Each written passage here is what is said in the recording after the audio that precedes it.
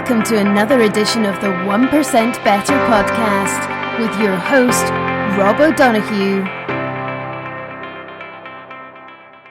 Hello there. Welcome to this first Friday of 2020, and I decided over the last few days to put out kind of another bonus end of holiday special where I will give you some insights, I hope, around the areas of mindfulness and meditation. And I'll get to that in a second. Over the holiday period, I've released a few episodes, a couple around books that I read in 2019, and hopefully they went down well. It's always nice to see folks listening to those and hopefully picking one or two that they might add to their own list for the new year.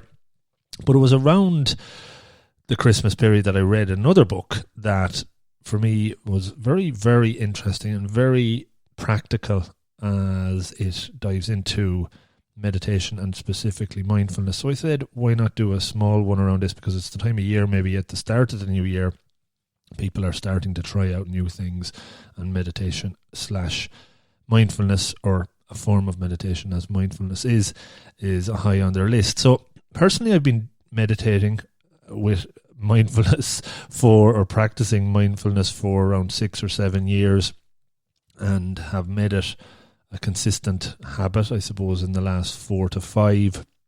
I was recalling over the holidays what really was the starting point for me with this, and for a while it had become something I would hear about on listening to podcasts and hear stats and facts around successful people meditating, having it a practice. 80% or something like that of people on Tim Ferriss's podcast, for example, all had a practice from way back when or currently practicing it. So I figured something was in it, and I guess personally and work life was high stress, high pressure, and didn't feel I was fully under control around the time I got into this. Thought something was needed, a change, and add into that the occasional hangover for me, which always never worked out too good and made it worse, as I'd probably be a overthinker, and with a bit of a hangover, thinking can spiral. So I started to experiment with different types of meditation, listening to different teachers. The names that I come up with, a guy called Joseph Goldstein. You'll be able to check all of these out on YouTube. Sam Harris was a podcast that I got into, and he mentioned Joseph Goldstein. Tim Ferriss, as I said, had a lot of experts on. Eckhart Tolle, Power of Now, certainly one worth checking out. And I've attended some classes in Cork and done stuff online, and just read and really tried to dive in and use apps as well, of course. Lots of people got into meditation and mindfulness through some of the apps, and I've mentioned those in the past. One I think that I mentioned most is Insight Timer, and I use that regularly. And a guy, David G, was on my show last year at some point, and he was somebody I would listen to on a daily basis. So lots of stuff out there, but from time to time when I talk to people about mindfulness, and it's really defining it is a challenge, and people are saying, is it just about breath, or can it be anything? And certainly it is important to understand what you're doing before you kind of dive into it, but it's all about starting as well. So a guy I became very aware of, Thich Nhat Hanh is his name, probably not pronouncing it perfectly there, but a Buddhist monk and somebody that has been on the planet for 93 years as of today. Lots of his content on YouTube. And I'm just going to read a little bit from his book. He has been a poet, a scholar, human rights activist. In 1967, he was nominated for the Nobel Peace Prize by Martin Luther King. So that's when he came to prominence. Vietnamese originally, author of many books. And over the last number of decades, he has lived in Plum Village in France, where he has meditation retreats on a regular basis. Never been there. At some point in the future I'd love to get there, but he's a very soothing way of talking about mindfulness, how you practice it, and he's been on Oprah, so obviously he's done well for himself from that perspective. But it's great that he's helped raise the awareness from it, and if it's a name you've never heard of, hopefully now you have, and it's something you will read into and might get something from. So over Christmas, as I mentioned, I read a book that I had on my shelf for a long time. It's called The Miracle of Mindfulness, the classic guide to meditation by the world's most revered master, Thich Nhat Hanh. And as I was reading it, I kind of book-paged or marked a couple of sections in it that I thought, why not maybe read these out on a podcast and see if that is of value to somebody with how you could learn a bit about a practice or take an approach. And I thought I'd do that in this short bonus episode. So I'm going to read 3 pieces. The first one is about being present in whatever it is you do. And the example that is in the book that I'm pulling open is around washing the dishes, believe it or not.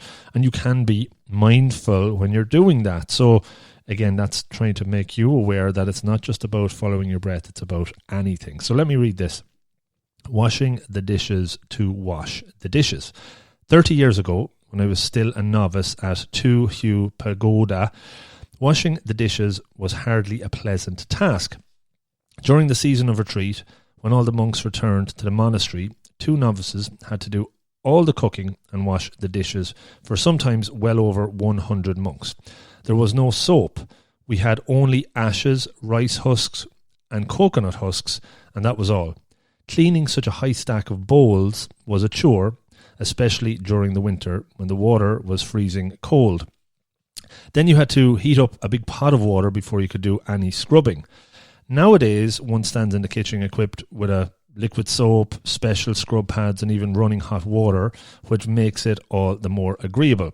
It is easier to enjoy washing the dishes now.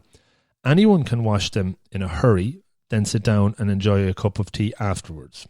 I can see a machine for washing clothes, although I wash my own things out by hand, but a dishwashing machine is going just a little too far. So that's kind of maybe telling you when it was wrote. While washing the dishes, one should only be washing the dishes, which means that while washing the dishes, one should be completely aware of the fact one is washing the dishes. At first glance, that might seem a little silly. Why put so much stress on a simple thing? But that's precisely the point. The fact that I am standing there and washing these bowls is a wondrous reality.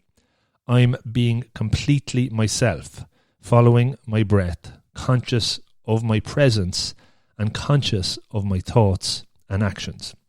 There's no way I can be tossed around mindlessly like a bottle slapped here and there on the waves.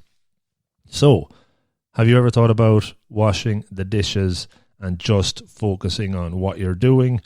Chances are you're washing the dishes thinking about that thing you did last week or the thing you're planning to do in 5 minutes. As Thich said, maybe having that cup of tea.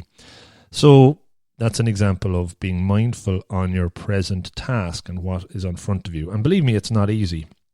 You will go off in tangents 100,000 times if you were washing them for that long. But even in the 5 minutes you're doing it, you'll be gone. It's about raising that awareness, being more present, and bringing it back to the actual task at hand. And I thought that was a good example. There's other examples of eating a tangerine there as well. And I've heard a good one from a guy that I didn't mention, John Kabat-Zinn, about eating a raisin and chewing that raisin. For every second you're chewing it, you're aware of it. So that's the first thing I'm reading, and hopefully that gives you some insight into what mindfulness is, not just about the breath, but about anything you're doing at that moment. Okay, the second piece then is about your breath, counting your breath, in fact. Another misconception or question, I guess, that comes up is when you're counting your breath, should you count it to 10 forward or backwards? Do you just follow it, or is actually counting it mindfulness? There's a little passage here that talks about that. So counting your breath. Making your breath calm and even is called the method of following one's breath. If it seems hard at first, you can substitute the method of counting your breath. As you breathe in, count 1 in your mind, and as you breathe out, count 1. Breathe in, count 2. Breathe out, count 2. Continue through 10. Then return to 1 again. This counting is like a string which attaches your mindfulness to your breath. This exercise is the beginning point in the process of becoming consciously conscious of your breath. Without mindfulness, however, you will quickly lose count. When the count is lost, simply return to 1 and keep trying until you keep the count correctly. Once you can truly focus your attention on the counts, you have reached the point at which you can begin to abandon the counting method and begin to concentrate solely on the breath itself. In those moments when you are upset or dispersed at first, find it difficult to practice mindfulness, return to your breath. Taking hold of your breath is itself mindfulness. Your breath is the wondrous method of taking hold of your consciousness. As one religious community says in its rule, one should not lose oneself in mind dispersion or in one's surroundings. Learn to practice breathing in order to regain control of body and mind, to practice mindfulness, and to develop concentration and wisdom. So there you go.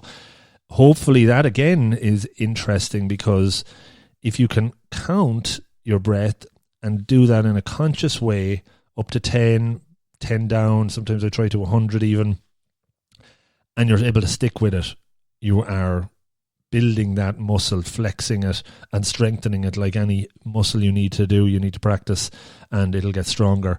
And as you get better at that, then you're at a point where you're probably able to abandon, as it says, the counting and just stick with the breath in and out.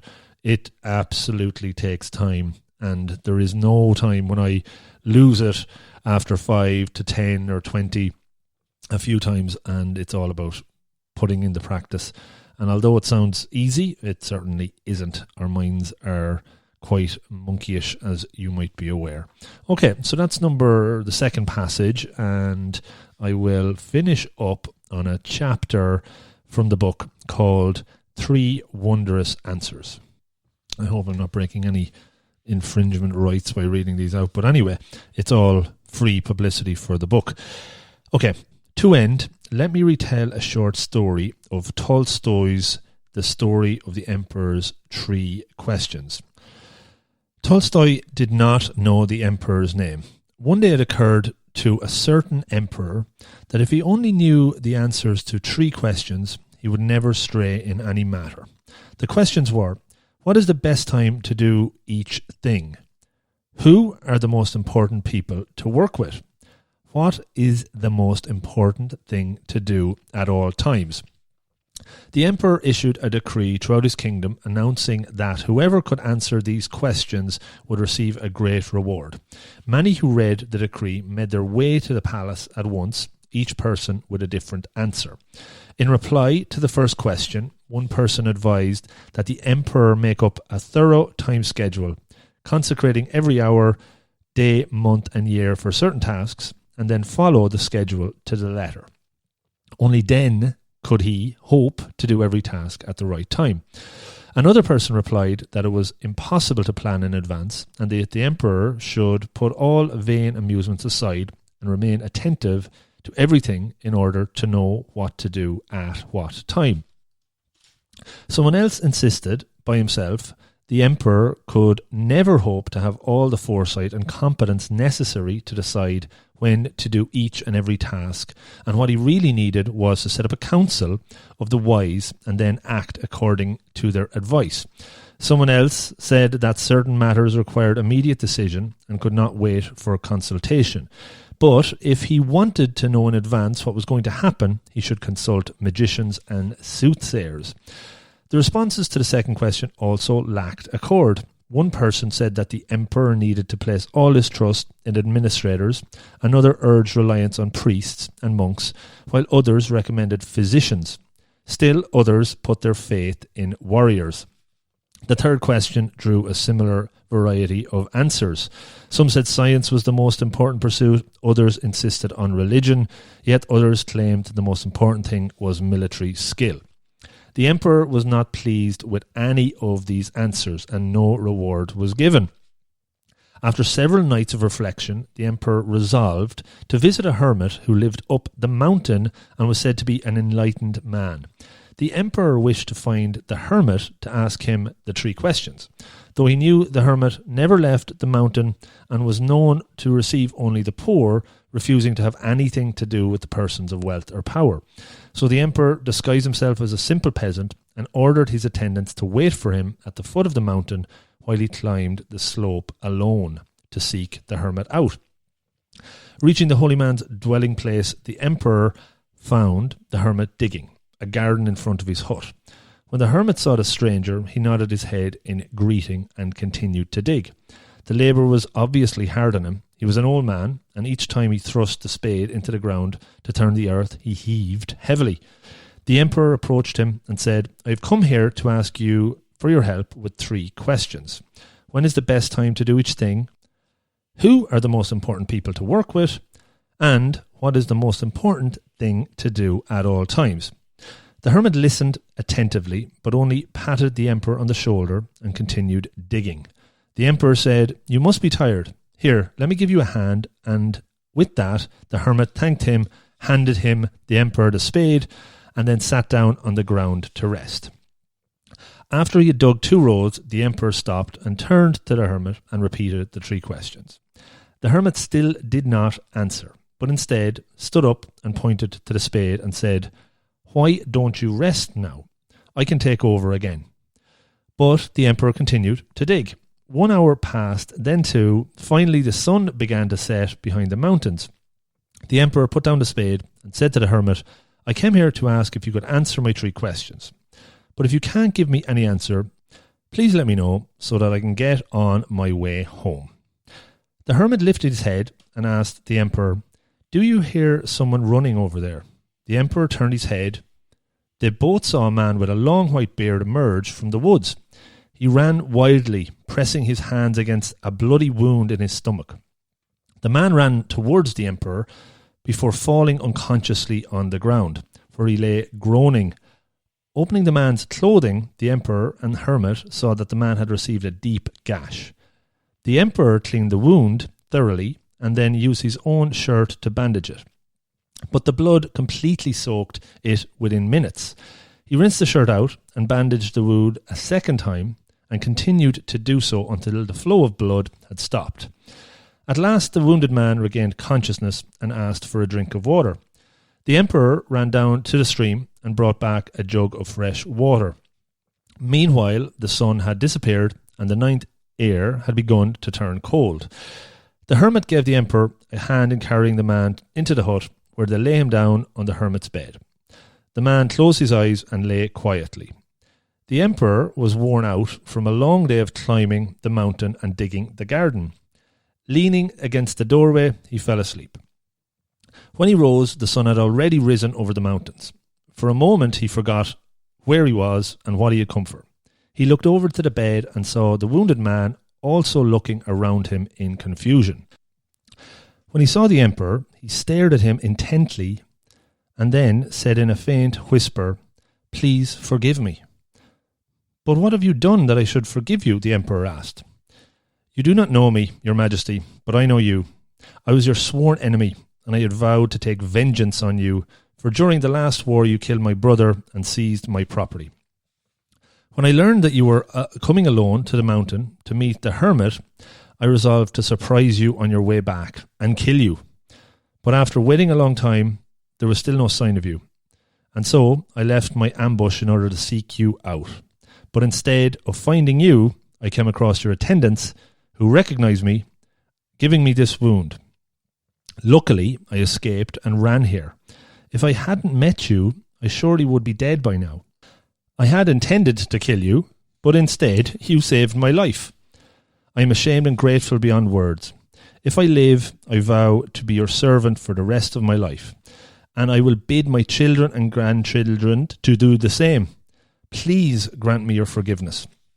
The emperor was overjoyed to see that he was so easily reconciled with a former enemy. He not only forgave the man, but promised to return all the man's properties and to send his own physician and servants to wait on the man until he was completely healed. After ordering his attendants to take the man home, the emperor returned to see the hermit. Before returning to the palace, the emperor wanted to repeat his 3 questions one last time. He found the hermit sowing seeds in the earth they had dug the day before. The hermit stood up and looked at the emperor. "But your questions have already been answered." "How's that?" the emperor asked, puzzled. "Yesterday, if you had not taken pity on my age and given me a hand with digging these beds, you would have been attacked by that man on your way home. Then you would have deeply regretted not staying with me. Therefore, the most important time was the time you were digging in the beds. The most important person was myself, and the most important pursuit was to help me. Later, when the wounded man ran up here, the most important time was the time you spent dressing his wounds. For if you had not cared for him, he would have died, and you would have lost the chance to be reconciled with him. Likewise, he was the most important person, and the most important pursuit was taking care of his wound. Remember that there is only one important time, and that is now. The present moment is the only time over which we have dominion. The most important person is always the person you are with, who is right before you. For who knows if you will have future dealings with any other person. The most important pursuit is making the person standing at your side happy, for that alone is the pursuit of life." So Tolstoy's story is a story out of Scripture. It doesn't fall short of any sacred text. We talk about the social service, service to the people, service to humanity, service for others who are far away, helping to bring peace to the world. But we often forget that it's the very people around us that we must live with first of all. If you cannot serve your wife or husband or child or parent, how are you going to serve society? If you cannot make your own child happy, how do you expect to be able to make anyone else happy? If all our friends in the peace movement or of service communities of any kind do not love and help one another, whom can we love and help? Are we working for other humans, or are we just working for the name of an organisation? The last piece is called service. The service of peace, the service of any person in need.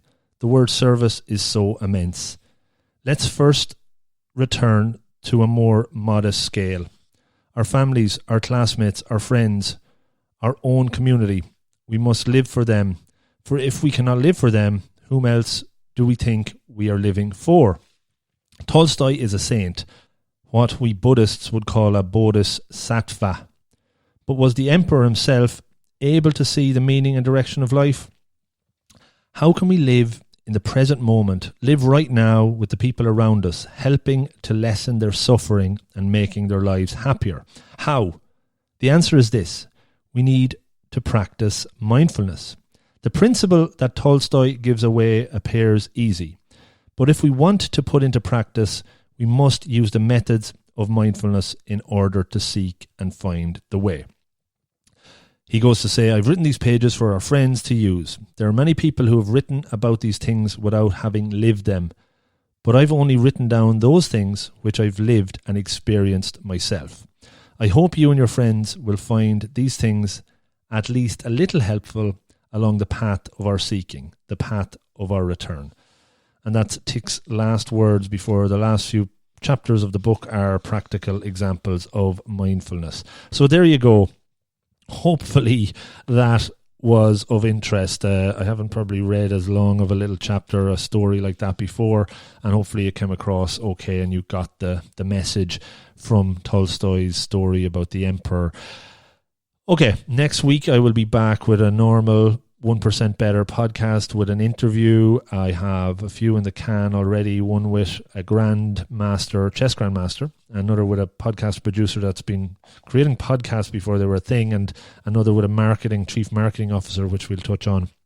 They'll be the next few weeks, and others in the recording queue.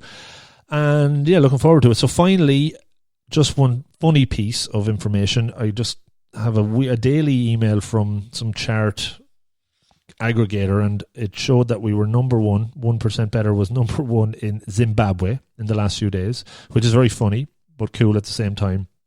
I would imagine it might have been only one or two people living there that checked it out, but that's okay. We'll take it.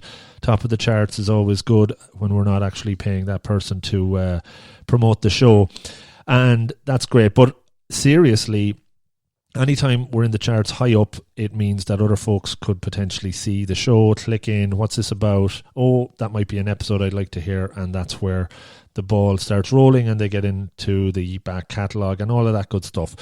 So that's great. All I can say is one action that I would like you to take, if you enjoyed this episode about mindfulness or any of the episodes, all I'm requesting, maybe two things. One is to, if you see it on social media, give it a retweet, a post, a like, comments, all of that is great. It helps me expand the reach, the ripple effect, and get other people listening and on board.